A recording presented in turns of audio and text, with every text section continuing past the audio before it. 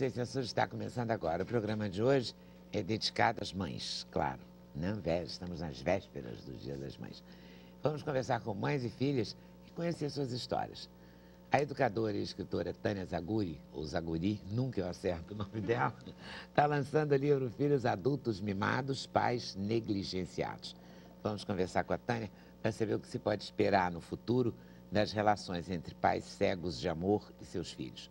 Uma paixão recíproca ou uma grande decepção. A Eda Fagundes é psicóloga clínica há mais de 25 anos, mas isso não quer dizer que com toda essa experiência ela se sente totalmente segura em relação à criação da filha Ana Luz. A Ana está com 19 anos, sonha morar fora do Brasil e claro que, como mãe, não é? A Eda passa por várias dúvidas e questionamentos que todas nós passamos. Vamos saber delas como é que vai ser essa relação à distância se a Ana Luz realmente for morar fora. A escritora Heloísa Seixas viveu na vida uma grande parceria com a mãe. Foi uma filha muito atenciosa. E agora a Heloísa tem uma parceira na literatura, a filha Júlia Romeu. Elas vão contar pra gente como foi o trabalho a quatro mãos na biografia infantil Carmen, a Grande Pequena Notável. Teatro e maternidade. Esses são os nossos assuntos com a atriz Ingra Liberato. Ela está em cartaz com a peça infantil Se Eu Fosse Eu e vai conversar com a gente sobre esse assunto. Para a realização desse programa, contamos com a participação de vocês, nossos debatedores fixos, por e-mail, pelo Twitter, pelo Instagram e pelo Facebook. Eu vou começar com um assunto mais contundente, né, de hoje, que é esse, até o título do livro da Tânia. E eu chamo de Zaguri ou de Zaguri? Bom, como você preferir. Mas eu fui rebatizada de Zaguri, né? Mas a origem, como é francesa, é Zaguri. Zaguri. Tânia Zaguri. Autora dos best-sellers Limites sem Trauma, Educar Sem Culpa. Agora, esses efeitos colaterais da educação sem limites, que é o subtítulo do livro Filhos Adultos Mimados, Pais Negligenciados. Outro dia eu vi no Facebook uma charge dizendo que a mãe é capaz de cuidar de 10 filhos e não tem um filho para cuidar dela. Verdade. Você acha recorrente isso? Bom, na verdade, esse livro é produto de um estudo de campo, né? E assim que eu digo que é um coroamento desse meu caminhar, né? Primeiro eu fiz livros sobre relação pais e filhos na infância, depois sobre adolescência, depois aqueles filhos que são adultos, mas não querem ser, né? Que são os cangurus, né? Os filhos canguru. E agora eu achei que valia a pena, já que nós estamos com 25 anos ou 30 de distanciamento do momento em que os pais começaram realmente a modificar a sua relação com os filhos, daquela relação que era muito rígida, muito distanciada, muito hierarquizada, para uma relação mais liberal e que até gerou meu primeiro estudo sobre isso. Liberal, né? Demais, sem limite. Exatamente. E então agora eu acho que esses filhos que tiveram essa benesse, né, digamos assim, que usufruíram dessa liberdade, eu ficava me perguntando se esses pais estariam vendo agora o resultado do que eles queriam ter, né? E aí começou assim com umas conversas informais e de repente eu vi que, peraí, eu acho que tem aí um assunto que vale a pena investigar. Transformei num projeto e entrevistei 100 e tantos pais, 102, né, que valeram efetivamente. Tinha um perfil, né, que eu tracei, fiz um corte. Então, tinha que ser pais e filhos adultos, os filhos não podiam estar morando mais com os pais e deviam já estar independentes financeiramente, tendo filhos seus. Quer dizer, esses avós foram aqueles que deram liberdade e que esperavam ter, portanto, uma relação mais próxima, de mais amizade, né? Bem, então eu comecei a fazer esse estudo e o que eu acho interessante observar, primeiro, assim, importante que você saiba que não são todos os filhos mimados que vão negligenciar os pais, né? É importante que a gente diga isso. Mas eu achei muito interessante que houve uma coisa que é difícil acontecer em pesquisa, é haver, assim, quase unanimidades em algumas afirmativas dos pais.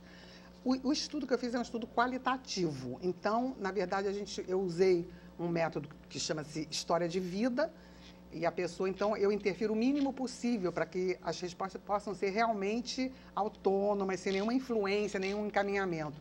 E depois, na análise, eu percebi que realmente o que esses pais, que foi mais ou menos a geração dos anos 80 e 90, começou a ter seus filhos dos anos 70 para cá, até os anos 90, o que eles esperavam?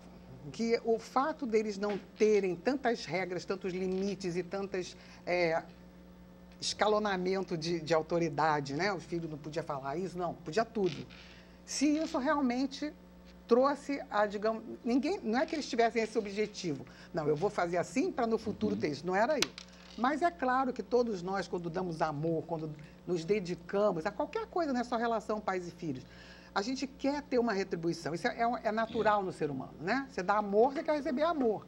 A não ser que você seja meio doentinho, né? Mas quem é saudável quer uma certa, né? Um certo equilíbrio. E eu fiquei bastante perplexa, porque houve quase unanimidade em relação a essas expectativas de reciprocidade. É claro que a gente... Positivas ou negativas? Mais as negativas. Mas veja, o corte a que eu estava me referindo, além do que eu já falei, era assim, não tratei de nenhum caso desses que a gente vê em jornal, por exemplo. Filho que faz matou, alguma coisa, bateu o pai, que... espancou, ou ficou com a herança, como já teve casos, né, de netos ficarem com sei lá, pensãozinha, deixar o avô passando fome para ir para balada. Nada marginal. Relações, só as relações normais. Exatamente. Né? Uma relação saudável, mas a grande queixa dos pais em que houve realmente total identidade em todos os 102 foi: meus filhos sempre alegam que não tem tempo, então eles com isso se eximem de visita, e todos eles diziam assim, bom, eu só vejo meu filho se eu convidar para jantar, ou se ele precisa de alguma coisa de mim. Então, aí eles ligam, mamãe, aí é todo amor, mas se eu ligar porque eu quero bater um papo, eles estão sempre ocupados, não podem. Então, assim, de uma maneira bem geral, né, porque eu sei que o tempo aqui, né, não é eterno, então a gente tem que, simplificadamente, seria mas essa as relações expectativa. são muito assim mesmo, né? E a gente, se você der uma busca na internet... Isso aí reflete um pouco a sociedade como um todo, né? Eu acho que essa crise de autoridade o que eu quero dizer é o seguinte, é lógico que, completando, porque eu não pretendo que esse tipo de coisa se refira apenas ao fato de que esses pais deram muita liberdade, mas é um aspecto. O meu enfoque foi um recorte, claro que foi por aí que você pegou. Eu quero perguntar uma coisa, Tânia, porque assim, eu tenho algumas amigas que são terapeutas, né? E o que elas me falam é que muitos adultos que tiveram essa liberdade toda leem isso emocionalmente como falta de cuidado, portanto, falta de amor. A falta de limite como falta de cuidado. Também. E quem não cuida não tem tanto amor. Não merece ser cuidado. Exato. Essa relação do olhar, porque você dá limite, você cuidar, dizer não pode passar daqui, é recebido pela criança como amor, né? Cuidado, amor, né? Digamos, não é tão assim, não. Na verdade, o que acontece é que a criança, normalmente, ela não quer aceitar limite. Então, isso é que gerou... A geração que educou assim, com tanta liberdade foi talvez até por interpretar que deveriam dar aos filhos o que eles não tiveram. Mas você não acha que no Só um minutinho, deixa eu só completar, porque senão fica truncado. E, na verdade, assim, é lógico que a criança só vai... Esse tipo de análise não é feito por uma criança, porque a criança não tem esse tipo de maturidade. Ela pode, anos mais tarde, ver assim, poxa, meu pai... Agora eu entendo, ou então interpretar assim. Normalmente, o que a criança interpreta aqui está sendo proibido, então é ruim. Tanto assim que você vê milhões de vezes os filhos tentarem fazer tudo por baixo dos panos, né? Esconder, porque tem medo que o pai descubra, proibiu, aí faz escondido. Isso até é um estudo que eu tenho também sobre adolescência, em que os próprios jovens disseram, mais de 80% que faziam coisas escondidas dos pais. Eu queria voltar nessa questão do que a Ingra levantou e que você falou da falta de tempo. Você acha que ela é uma justificativa? Eu acho tão comum, porque a gente também não tinha muito tempo. Eu fui criada de uma maneira muito careta. Claro, quando e você criei meu filho exatamente sem nenhum limite. Ele que deu certo por ele mesmo. Porque eu fui uma mãe muito... Mas, gente, é por isso que eu me lembro quando a gente veio muito libertária, assim, sabe? Assim, toda a nossa geração. Coloquei no colégio moderno.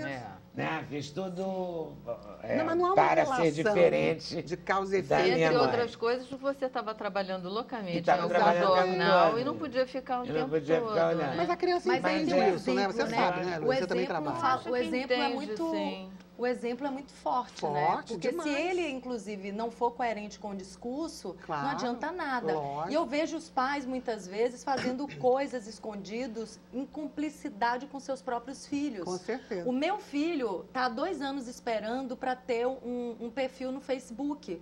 Porque os colegas dele todos têm, os pais mentem junto com os filhos, a data de Eles nascimento ajudam a fazer. e fazem um perfil. fake. O meu filho está esperando, ele vai fazer 12 em Você julho. está de parabéns. Pacientemente, entendeu? Você está de parabéns. Outro dia eu também escutei isso, que a hora de dizer não e de aprender a lidar com frustração e com espera é essa. Agora, com que cada certeza. não é dito com muito amor, né? Depois na vida vai Com ser bem mais certeza. complicado. Não Talvez vai eu ter não- tanto amor. Queria trazer Mas a com Eda, certeza. nossa psicóloga, para essa discussão. Eu gostei muito do que ela disse o excesso de limite, na verdade, a repressão cega, ela é terrível. Agora, o filho que é solto demais, sem afeto, onde há uma negligência afetiva, na minha opinião, esses realmente interpretam quando adultos que não houve cuidado. Outra coisa é uma educação livre, é uma educação baseada na conversa e não na hierarquia, que foi como eu eduquei a minha filha. Desse mesmo jeito que você está falando aí. O meu assim. Né? Então eu acho Mas que ele você... acha que eu sou super presente, que eu sou presente demais. Ana Lu, você também acha? Ana Luz também acha? Essa foi a minha educação. Mas Da minha você mãe. acha que ela é muito presente? Acho, mas eu dela sou achar também. que- É. Quando ela some, eu mando uma mensagem: mãe, você tem filha. É. É louco. Eu Quando sempre a gente mando. some, eles reagem, né? É uma coisa mútua. Mas, Leda, uma Só não coisa que eu aparece. Mas é estava difícil a gente sumir, pensando, né? A gente é muito assim, né? Quando eu falei essa É coisa... não, Júlia? É.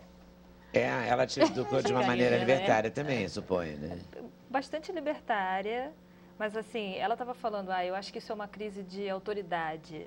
Eu acho que é uma crise de egoísmo. Eu acho que, sabe, a minha geração e as gerações que estão vindo depois, elas são muito egoístas, são muito autocentradas. Exatamente, mas Justamente é isso que eu essa coloco coisa- no livro. Você Essa tá coisa até que de leu. Facebook, É isso aí. de Instagram. Era isso que eu queria A falar. gente é muito voltado Mas, para então, eu ia nós colocar. mesmos, para a nossa imagem, para o que a gente está falando, sabe? A gente escreve o que a gente está comendo, cada pensamento que a gente está tendo. Eu acho que é uma Tudo coisa... eu. É muito eu. E há uma crise de autoridade também, uma falta de respeito aos mais velhos. Tudo isso, eu acho que Mas isso é decorrência da falta de limite também. Exatamente. Né? Eu acho que essa coisa do filho que a mãe tem que telefonar, ou ele só vai procurar quando ele está precisando de alguma coisa, me lembra muito isso também. Eu acho que agora a gente teve um exemplo terrível, né, flagrante, que foi essa garotada na escola, que como não gostava da diretora lá no Rio Grande do Sul, arrebentou a escola toda. Quer dizer, Então, mas isso aí isso seria, né, o isso exemplo é- máximo, né? Seria a radicalização Mas isso disso já que a gente aconteceu está em outros dizendo. lugares, né? Mas Professor isso espancado. acontece, professor Nós espancado. estamos tendo Então, isso- acho que existe também. O Brasil é o país que tem mais problemas em relação à disciplina do mundo.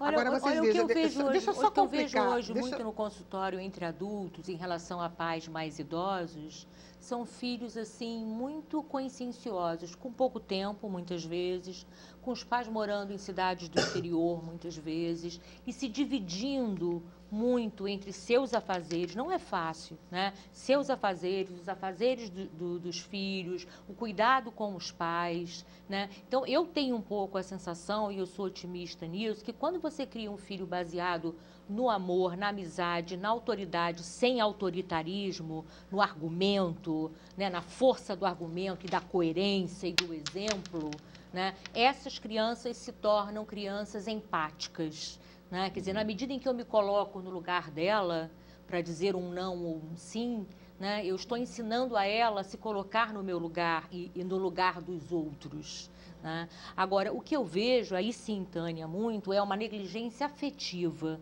É a pessoa que tem até muito tempo, todo o tempo do mundo, mas ela não tem jeito, paciência, ela não está afim, ela terceiriza. Mas, então, ela tem babá folguista, professor particular, Mas mãe você sabe que eu já tive motorista. médico aqui Mas- se mas- queixando de mãe que terceiriza a ida ao pediatra. Ué, a ida ao terapeuta. A ida ao terapeuta para retorno da avaliação. Também é um cúmulo. Você mandar uma empregada ou o motorista caseiro. Contratam gente até para passear o cachorro, que você quer. Mas o cachorro tudo bem. O cachorro tudo bem. Mas hoje, por exemplo, eu estava vendo uma mãe empurrar uma criança, a babá empurrando a criança no carrinho e a mãe andando ao lado. Eu teria o maior prazer de empurrar. Primeiro que o meu filho ficou muito tempo sem carrinho, esses de empurrar, porque eu tenho sempre a sensação que a criança tem algum problema nas pernas, porque não está andando. Eu cresci andando e subindo em árvore. Por que essa criança não está andando? Você é da onde? Eu sou de Salvador. Aí meu filho não teve carrinho, assim, de ficar andando na rua. Ele andava com as próprias pernas, né? E aí eu vi a babá empurrando. Como é que essa criança sente está sendo sempre empurrado e carregado pela babá? E não pela mãe, que está do lado. Ela está do lado. A criança adora um colo. Vocês viram a imagem do príncipe? Esse é o problema. Quando o príncipe vai conhecer o irmãozinho, que está no colo, que o pai coloca ele no chão, ele imediatamente... Também devia ter tanta gente gritando ali, que a coitadinha, ele queria mais um canto seguro, né? Também tem isso. No caso do príncipe, né? Deve ser um inferno para uma criancinha de 2 anos, né? Tem neném de 2 anos. Ver uma multidão gritando, fazendo foto, deve ser assustador. Posso falar uma coisinha que eu gostaria de voltar aqui para o livro, só porque, na verdade, aqui as pessoas estão dando cada uma sua visão pessoal, mas aqui não é uma visão pessoal minha, é a visão de um grupo dentro de uma pesquisa que tem características que podem ser generalizadas pelo tipo de estudo que eu fiz. E eu queria dizer o seguinte, tudo que vocês colocaram aqui é exatamente o que eu coloquei no meu primeiro livro, há 30 anos atrás, que é essa questão de você, como você falou muito bem, é exatamente... Só que quando eu escrevi esse livro, Sem Padecer no Paraíso, em defesa dos pais e sobre a tirania dos filhos, já em 91, foi o primeiro livro que eu publiquei, com um estudo de campo também, e que mostrava isso, exatamente o que ela falou. Só que, na época, ninguém falava que era preciso ter esse equilíbrio que hoje já se vê. Mas isso foi uma batalha para a gente chegar aqui. Até lá, naquele momento, não, disse um não, era um terror. Era um horror, E muitos desses pais que estão aqui não eram não é esse perfil. Eram pais que estavam presentes, como você falou, todos trabalhavam fora, mas o que eu acho interessante é que, como você falou muito bem, uma percepção não da tua geração, até de muito madura, é o fato de que realmente houve outros fatores intervenientes, a sociedade de consumo, todos esses gadgets que surgiram na vida das pessoas e que hoje ocupam, às vezes as pessoas se acham tão ocupadas, mas não veem que os seus pais também eram, porque a geração passada toda já trabalhava fora, as mulheres, as crianças não ficavam com a mamãe e o papai em casa, né? Então, a mudança que houve foi exatamente de percepção. Ele olha e vê só ele. É autocentrada, egocentrada. Então, ele acha, eu estou ocupada, meu pai tem que entender, minha mãe tem que entender. Agora, quando ele precisa, ele não vê que o pai é ocupado também. E se dá. E isso, claro, que a gente pode imaginar que isso extrapole o universo relação pais e filhos. Isso vai ser a mesma coisa na relação com o namorado, com a esposa, com os amigos no trabalho. Né? Então, isso começa a ser uma postura de vida que reflete na sociedade depois. Mas eu queria fazer uma pergunta aí. O título do livro é Filhos Adultos Mimados, Pais Negligenciados. E filhos adultos não mimados, não negligenciam? Não, eu estudei essa relação. Você estudou os mimados? Eu estudei aqueles que os pais... Tanto assim que eu sempre digo que meus livros, que hoje já são 31 ao todo, 25 só da minha autoria e outros em có, mas assim, o título eu sempre dou no fim, porque eu só vou saber, principalmente o que envolve estudo de campo, a gente não sabe qual é o resultado, você parte de uma hipótese. E, no caso, essa hipótese, no fim, tem um resultado, e aí é que surge o título. Então, no caso, o que a gente já estudou foram esses pais que eles próprios disseram, não, realmente, eu dei tudo, eu deixava meus filhos fazendo tudo, eu tentei tudo. E tem depoimentos maravilhosos. Tanto que eu escrevi esse livro, não é para os pais ficarem chorando um no ombro do outro, né, quem é avô hoje. É para os pais que vão criar seus filhos, ou que estão criando nesse momento, compreenderem que o que você faz hoje vai ter uma repercussão na tua relação no futuro, qualquer que seja a postura. Tudo que é demais não é muito bom. O ideal é o equilíbrio. Mas como você equilibra? Eu não faço a menor ideia de como não. Como que, Leda? Como que? Não, você sabe, você fez isso, Leda. Eu tenho certeza que você fez isso com o teu filho. Senão ele não era a pessoa maravilhosa que ele é. Olha, eu me identifico muito com a Leda. Olha, eu sou mãe de filha única, em condições especiais, ela vai falar disso depois. Indubitavelmente é a melhor coisa da minha vida. A existência da Ana é a melhor coisa da minha vida. Eu acho que o papel de mãe foi o que eu fiz melhor, é o que eu faço melhor. Ela é minha amiga hoje. Não cabe desrespeito nessa relação, nem dela para mim, nem de mim para ela. Disse muito sim? Não. Disse muito sim. Disse muito sim. Disse mais. Mas né? o grande problema Coerentes, é esse. que é diferente. O problema é você dizer daquele sim para você se livrar. Sim, pode tudo. Claro. Não, né? Eu parto do princípio do sim com adolescente. Uma coisa que eu aprendi com a Claudinha Lisboa, né? Quando ela educava a Mel e a Luna, querida Cláudia, né? Eu presenciava, a Ana era pequena, e a Ana era pequena, e a Cláudia acompanhou muito o nascimento e a chegada da Ana na minha vida, e a Cláudia dizia para mim, Eda, com a Mel, né? Eu parto do sim. Então, elas chegavam e diziam, mãe, eu posso ir não sei aonde, acampar não sei aonde? A Cláudia dizia, pode, mas quem vai? Como volta? Lá tem não sei o quê. Lá tem não sei o quê. E eu fiz exatamente isso. Porque estou partindo do sim. Agora, se não é razoável... uma estratégia, não sou eu que não estou deixando, é a condição que não é razoável. Mãe, posso? Pode, mas vem cá. Né? Você conhece a pessoa? Não conhece? Vão como? Vão voltar como? Né? Porque essa coisa do não, essa é uma boa estratégia. Inclusive agora, moderníssima, que devia ser moderníssima hoje também, para ser adotada em relação ao Facebook. Porque não tem um dia que a gente não lê no jornal que uma pessoa acreditou em alguém que ela conheceu no Facebook e saiu para namorar, para fazer ginástica. Até saiu para namorar, por exemplo, que alguém pode dizer, quem mandou? Mas saiu, por exemplo, para ir a uma academia de ginástica.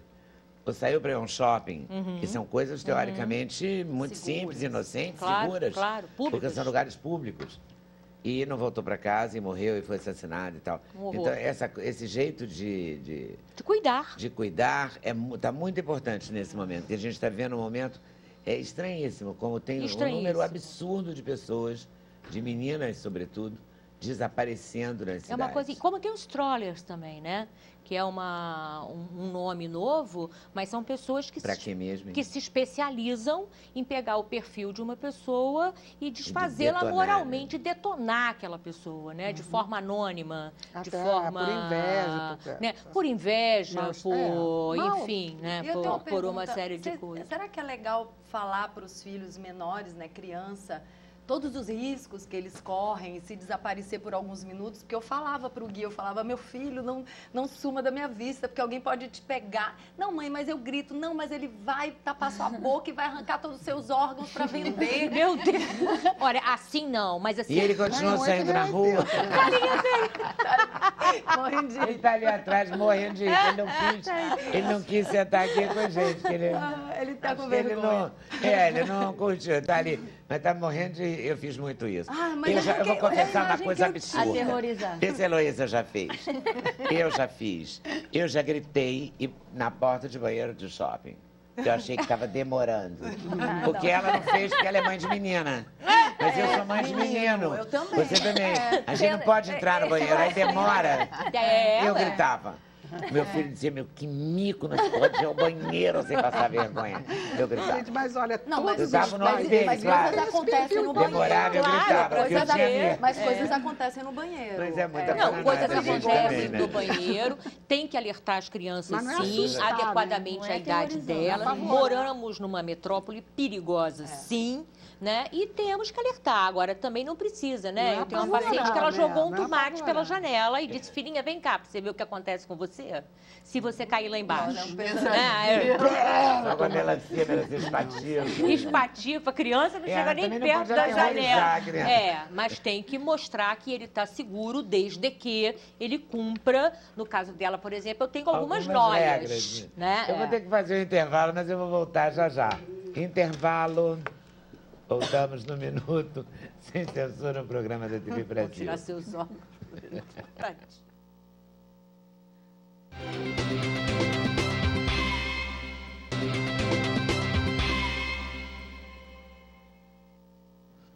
está no ar. E a gente estava animadíssimo. Também ninguém avisa, gente. Televisão tem que avisar. Ai, mas vamos lá. Não estávamos falando nenhuma coisa absurda. Quer dizer, estávamos contando um pouco, assim, as coisas que nós já fizemos na vida, tipo botar espelhinho no nariz da criancinha recém-chegada da maternidade para saber se estava respirando. Aí, no caso, Júlia... Vou usar o exemplo da Júlia, porque ela dormia muito. Era muito quietinha. Hoje dorme menos. Durmo menos. Continuo dormindo muito, mas não durmo mais às 12 horas. E a Heloísa também botou. Eu também confessei que coloquei o espelhinho. A gente é muito doido. A gente fica muito mexida. A maternidade é um prazer inenarrável mesmo. Como dizia minha avó Guiomar, filho sai da barriga e vai para a cabeça. E lá fica, né? Nunca mais sai. Eu adoro essa frase. Muito boa mesmo. E, Júlia, como é que é trabalhar com mãe? Você que sugeriu? Como é que foi? Não fui eu que sugeri. Eu não me lembro como é que começou. Aconteceu. Né? Você já tinha vontade de escrever? Eu sempre tive vontade de escrever. Desde que eu era criança, eu já escrevia. Eu fiz jornalismo. Trabalho com sou coleguinha. Trabalho com tradução, então sempre trabalhei. Você já estava nesse escrevendo, mundo, né? Já estava no meio. Nunca nem imaginei, quando fui fazer vestibular, que eu ia trabalhar com outra coisa, porque sempre soube que escrever, ler livros, que era a minha praia. E a gente começou escrevendo juntas. O livro que a gente veio falar hoje, o Carmen, é o nosso 4º trabalho juntas. A gente fez 3 peças antes de fazer o livro. E aí, claro que antes de começar a primeira coisa, teve aquela coisa, como é que vai ser, né? Porque essa relação de mãe, como é que vai ser trabalhar junto? Mas eu acho que a gente tem uma relação muito legal, assim, na hora de escrever. Quando a gente começou a escrever, eu já estava com 20 e tantos anos, então não tinha tanto, não era, já era mais madura, já era adulta. E essa relação, eu acho que, embora de mãe, a mãe sempre seja a nossa mãe, acho que muda um pouco quando o filho cresce. Eu já tinha saído de casa, já tinha casado, já estava trabalhando há muito tempo com outras coisas. E na hora de escrever, ela não é mãe, ela não dá a cartada de mãe. Então a gente é parceira mesmo. Descobri isso quando ela falou isso numa entrevista. Eu até fiquei surpresa. Porque se ela disse como minha mãe, na hora de escrever, não ia dar certo. Legal, Porque ela não ia ser uma parceria. Ia ser uma subordinação. Se houvesse essa hierarquia. É isso mesmo que eu queria chegar, porque é uma coisa muito delicada, né? Mas não tem. Não tem. A gente é uma parceria mesmo. As duas dão ideias. Mas aí há um cuidado, assim, maior dela ou maior seu, você acha? Não, acho por exemplo, que a gente se tiver totalmente criticar... amiga e parceira e não mãe e filha na hora de Acho escrever. que foi natural. Não houve, assim, uma coisa de se travar. Fluiu muito bem. É uma coisa que várias pessoas já me perguntaram. Acho que perguntam mais para mim do que para ela, né? Porque entendem melhor como poderia ser um problema para mim trabalhar com a minha mãe, talvez, por conta dessa questão. Mas não houve assim, vou tomar cuidado para não agir desse jeito. Não sinto isso em mim, nem acho que foi ela assim. Teve... Acho que fluiu bem, tanto que está continuando. Estamos fazendo vários trabalhos juntas porque a gente sentiu que deu certo. Uma coisa que eu acho que a gente começou a trabalhar juntas escrevendo musicais para teatro. A gente escreveu um musical sobre a Carmen. Começou com a Carmen. Tudo começou com a Carmen Miranda. Que foi o Rui que fez a biografia da Carmen Miranda e nos apaixonou. O Rui Castro, que é marido da Heloísa, que seria quase um padrasto da Júlia. Totalmente. Quando a gente se conheceu, a Júlia já estava com 10 anos. Né? 11 anos. Então a Júlia cresceu, né, convivendo com o Rui. Além do que o pai dela é jornalista, né? Então, ela sempre teve essa coisa de conviver com a palavra. Estava fadada a palavra. Mas aí, quando o Rui fez a biografia da Carmen, o Rui é tão obsessivo, né, quando ele escreve, que ele mergulha completamente no mundo sobre o qual ele está pesquisando. E ele começa a contaminar todo mundo em volta. Então, ele dá a fita, dá filme, dá não sei o quê. Então, daqui a pouco, já estamos todos viciados em Carmen Miranda, que eu acho que Carmen Miranda vicia, né? Aí, nós tivemos a ideia, isso 2008, 2007. de fazer um musical. Nunca tínhamos feito nada para teatro. Então, eu acho que isso foi uma coisa importante também. Eu também estava fazendo uma coisa nova. Talvez se a gente tivesse sentado para escrever um livro juntas, eu já tendo escrito alguns livros, talvez eu tivesse naturalmente uma ascendência maior que pudesse estabelecer essa coisa meio mãe e filha. Mas como eu estava entrando também completamente numa coisa nova, nós entramos já como parceiras, zerou. Então a gente fez um musical da Carmen, que a gente acabou não conseguindo botar no palco. Depois nós fizemos o Era no Tempo do Rei, que foi uma experiência fantástica. E fizemos agora o Bilac Vê Estrelas, né? Que estava esses meses todos aqui no Rio. Maravilhoso, um sucesso. Há um texto de vocês duas? O roteiro é nosso. Ver, não deu. Ainda não deu para ver. Com letras e músicas do Ney Lopes, originais, fantástico, um musical brasileiro, maravilhoso. Eu estou na esperança da gente voltar ao Rio agora no segundo semestre. Porque ele está estreando agora dia 29 em São Paulo. A gente já está se preparando para a estreia lá. Legal. Mas então... E esse foi escrito por vocês duas também? Tudo nós duas. Então, eu acho que por isso a gente já começou assim... Posso perguntar uma coisa? Fiquei curiosa. Agora, estou achando lindo vocês duas. Sabe que eu estou olhando vocês duas de perfil? Assim, parece mesmo mãe e filha. Mas vocês são muito profissionais. Eu acho que isso que facilitou. Mas eu queria perguntar uma coisa que eu fiquei curiosa como escritora. Como é que vocês fazem na hora de escrever mesmo o texto? Porque cada uma deve ter um pouquinho o seu estilo, né? Na hora que vai botar no papel. Como é Olha, que uma fica sentada e a outra fica do lado dando opinião e depois troca. E o máximo de briga que a gente faz, como é que é, Júlia? Quando uma tenta tomar o teclado da outra. Não, calma aí. Aí tenta tirar, assim, aí a gente se morde um pouquinho. Mas isso tudo rindo, com isso aí muito já bom é um sinal, né? Nunca teve briga. Nossa, maior contenda é uma morder a outra que está querendo tirar o teclado. Muito bacana. Porque não tive uma ideia, calma aí. Não, eu sei como é que eu vou escrever. Vocês discutem, às vezes, uma palavra ou outra. E aí... E tem também a coisa de a gente termina de trabalhar, a gente trabalha na casa dela ou na minha casa. Aí a gente termina de trabalhar e manda para o e-mail da outra, né? Aí acontece também quando chega em casa, vai olhar, vai mexer, vai fazer algumas observações, mandar de volta para a gente discutir. Acata-se ou não, né? Claro, aí vocês isso aí que você botou, eu sou contra.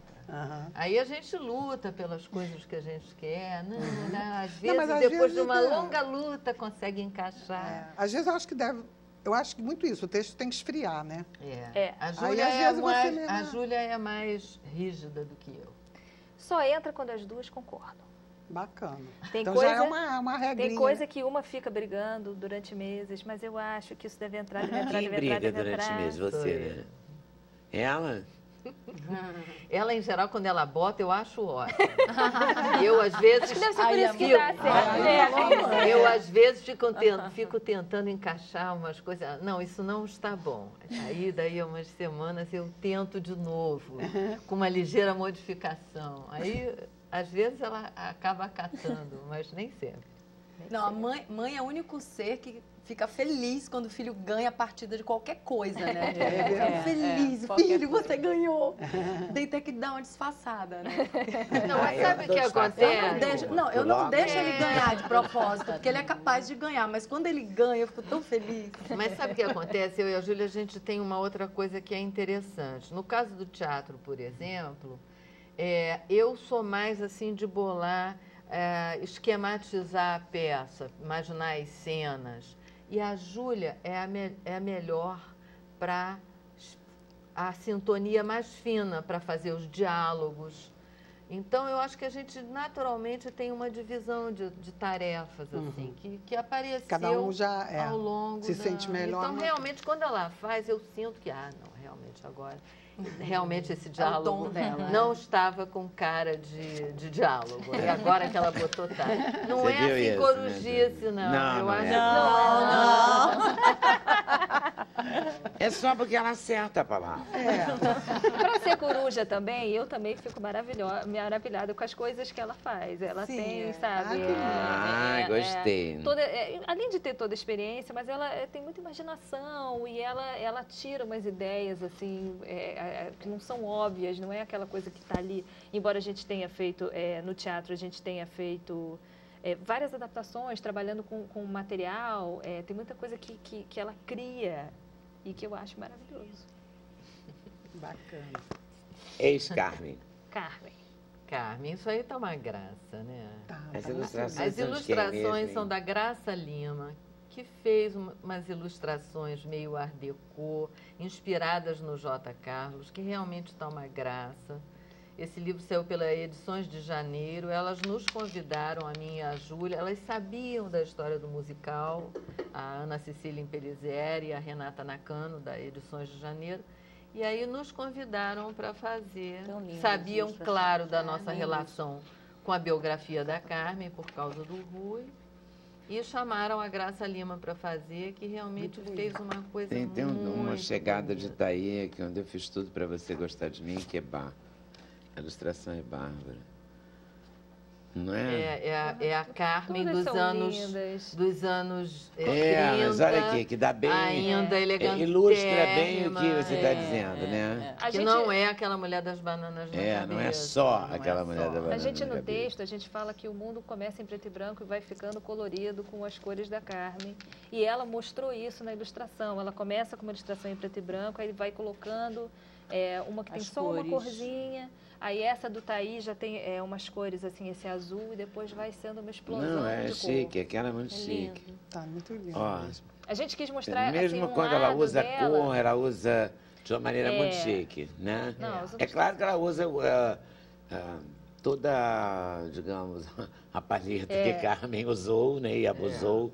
Na hora que tem que usar, mas ela vai num crescente muito interessante. Exatamente. Porque o texto também bonito. Fala nisso. Isso é marcado no texto. É muito bom também, né? Quando o ilustrador, deve ser, eu nunca fiz nada com o ilustrador, mas deve ser muito bom quando o ilustrador entende você e você entende o ilustrador. Fundamental. Né? Há uma troca aí que pra gente, assim, significativa aberta, né, para o trabalho. Foi paixão imediata. Acho que ela entendeu totalmente o que a gente estava falando e o mundo com o qual a gente estava trabalhando, né? Essa coisa art déco, anos 20, 30.